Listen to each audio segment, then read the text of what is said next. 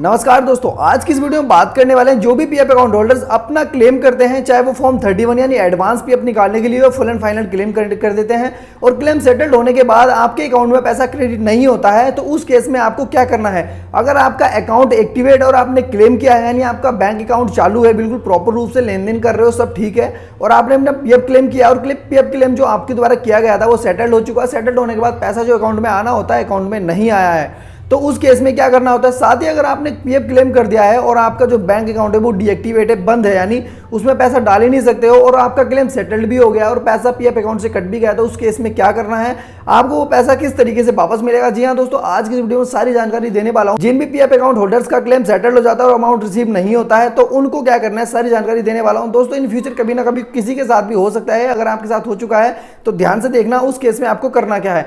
तो चलिए सबसे पहले मैं आपको बता दूं, अगर आपका अकाउंट डीएक्टिवेट है, आपको पता था कि हमारा जो पीएफ अकाउंट में हमारा बैंक अकाउंट लगा हुआ है, आपको ऐसे शंका थी कि हमारा अकाउंट चालू है, हम क्लेम कर देते हैं, जब पैसा आएगा तो पैसा निकाल लेंगे, लेकिन जब क्लेम सेटल्ड हो जाता है उसके बाद पता चलता है कि आपका जो बैंक अकाउंट है वो डीएक्टिवेट है। इस वजह से ना तो पैसा अकाउंट में क्रेडिट करा जा सकता है और ना ही आप उससे डेबिट कर सकते हो। तो दोस्तों, उस केस में क्या करना है, उस केस में तो हमारा जो पीएफ अमाउंट हमारा सेटल्ड हुआ था, जो डिडक्ट हुआ था हमारे पीएफ अकाउंट से, वो अमाउंट हमारा वापस हमारे पीएफ पासबुक में जाना चाहिए, यानी हमारे पीएफ अकाउंट में वापस से जमा हो जाना चाहिए, क्योंकि हमारा बैंक के पास जाएगा नहीं, रिसीव करेगा नहीं, उसको क्रेडिट करेगा नहीं आपके अकाउंट में, तो उसको वापस जाना है। लेकिन दोस्तों, आपकी पीएफ पासबुक में अमाउंट वापस रिसीव नहीं हुआ है, तो इस केस में आपको करना क्या है, आपको ईपीएफओ को एक ग्राइवेंस आपको डालना पड़ेगा। ग्राइवेंस किस तरीके से आपको डालना पड़ेगा, क्या उसमें लिखना पड़ेगा, ये मैं जानकारी आपको आगे देने वाला हूं।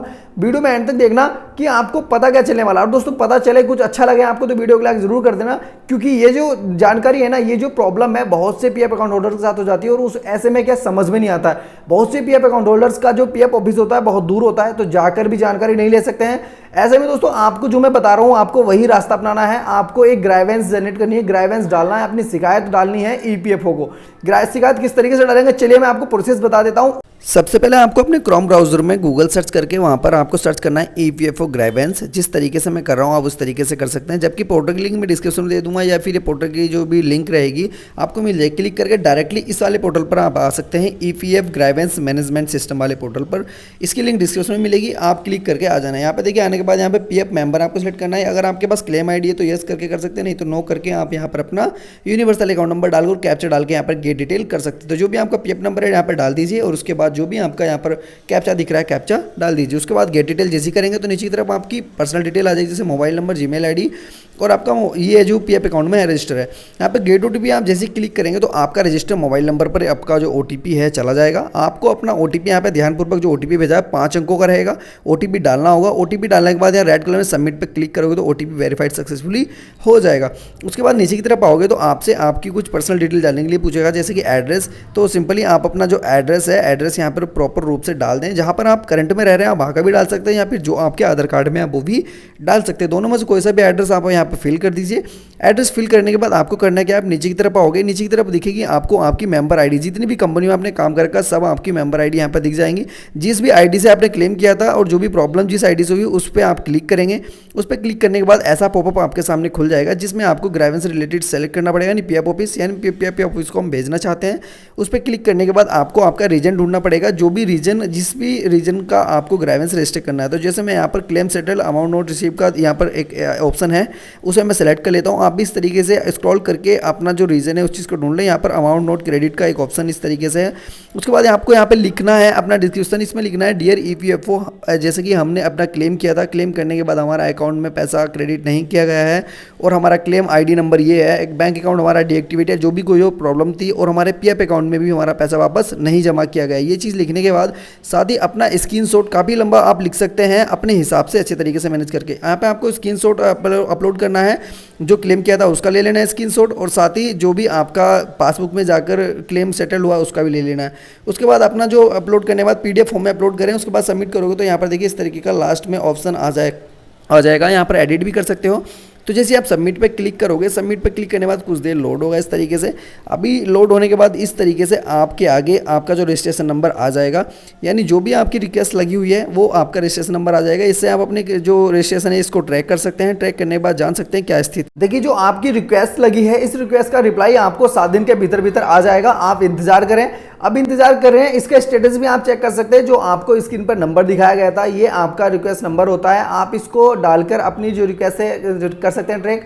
जब आपको एक मैसेज आ जाए कि आपको रिप्लाई क्या, आपको चेक करना है, आपको पोर्टल पर दिखाएगा कि आपको करना क्या है। हालांकि दोस्तों आपका जो अमाउंट है वापस आपके पीएफ पासबुक में यानी पीएफ अकाउंट में क्रेडिट होना चाहिए। जितना भी अमाउंट सेटल्ड हुआ था उतने का उतना ही वापस।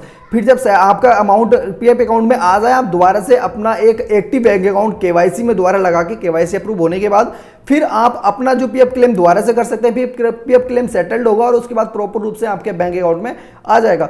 बहुत से पीएफ अकाउंट होल्डर के साथ क्या होता है कि क्लेम सेटल्ड हो जाता है, 1 महीना 2 महीना 3 महीने तक हो जाते हैं और पीएफ अकाउंट से पैसा कटा हुआ उनके बैंक अकाउंट तक कभी नहीं पहुंचता है। जी हाँ दोस्तों, ऐसे में क्या होता है वो पैसा आपका सारा गवर्नमेंट के अकाउंट में चला जाता है। वो सारी प्रॉब्लम हो जाती है, आपको मिलता नहीं क्योंकि आपके पीएफ अकाउंट से डिडक्ट हो गया है। ना तो आपके पास आया है खाते में, पीएफ खाते में, और ना ही आपके बैंक अकाउंट में आया है। तो प्रॉब्लम क्या, पैसा गया कहाँ है? पैसा जो डिडक्ट हुआ है वो फंसा हुआ तो कहीं ना कहीं गवर्नमेंट के उसमें ही है ना, क्योंकि बैंक में भी नहीं है और पीएफ अकाउंट में भी नहीं, तो पैसा गया कहाँ है? तो दोस्तों ये प्रॉब्लम हो जाती है। इस चीज़ को आप इग्नोर ना करें क्योंकि बहुत पैसा गवर्नमेंट के इस तरीके से फंसा हुआ है।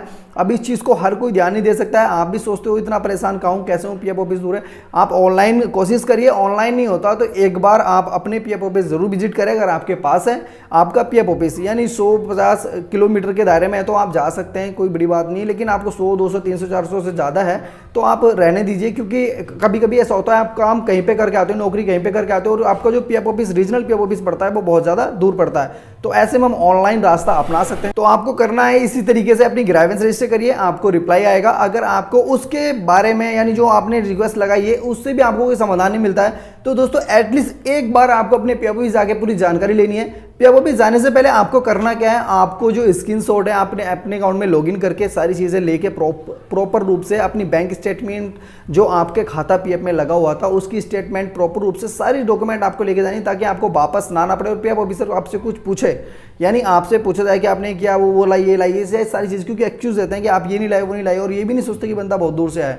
तो आप इस चीज़ को देख के अपने सारे डॉक्यूमेंट तैयार करके ही जाना, सारी चीज़ लेके जाना साथ, ताकि आप उनको सारी चीज़ दिखा सको कि भाई ऐसे ऐसे हुआ है, ये हमारी बैंक खाते की स्टेटमेंट है, ये हमारा क्लेम करा गया था, इस तारीख को सेटल्ड हुआ है, अमाउंट नहीं आया है। तो दोस्तों ये जानकारी जो भी थी, क्योंकि ये बहुत से पीएफ अकाउंट होल्डर के साथ हो जाती है, क्योंकि खुद मैंने क्लेम किया था तो कुछ लोगों के साथ ऐसा हुआ है, लेकिन मैंने उनका ग्राइवेंस डाल के और बात करके वो अमाउंट जो है वापस पीएफ अकाउंट में क्रेडिट करवाया है, तो हो चुका है और वो दोबारा से क्लेम करके मैंने निकाल भी दिया है। तो ये प्रॉब्लम होती है। मैं प्रैक्टिकली पहले काम करता हूँ फिर आपको सिखाता हूँ, आपको बताता हूँ, ताकि आप भी उस काम को अच्छे तरीके से कर पाए और आपको बिलीव रहे कि हाँ ये काम करा गया है तो हो सकता है इस तरीके से। ठीक है, तो चलिए दोस्तों देखिए, जो भी जानकारी मैंने दी आपको इसको ध्यान से देखना, ध्यान से समझना, समझ नहीं आया दोबारा रिपीट करके देख सकते हैं, बिल्कुल फ्री है, देखना, कोई पैसा नहीं लगेगा। साथ ही आपका रिलेटिव, आपका दोस्त कोई भी इस प्रॉब्लम से जूझ रहा हो, परेशान हो, तो वीडियो शेयर कर सकते हैं। साथ ही आप उसको बता भी सकते हैं अगर आप सीख गए तो देखिए दोस्तों, अगर आपको जानकारी अच्छी लगी हो, आपको पसंद आए और आप चाहते हैं इन फ्यूचर आपको ऐसी जानकारी देते रहे, क्योंकि मैं पीएफ के रिगार्डिंग नए अपडेट नॉलेज जानकारी आप सबको प्रोवाइड करता रहता हूं।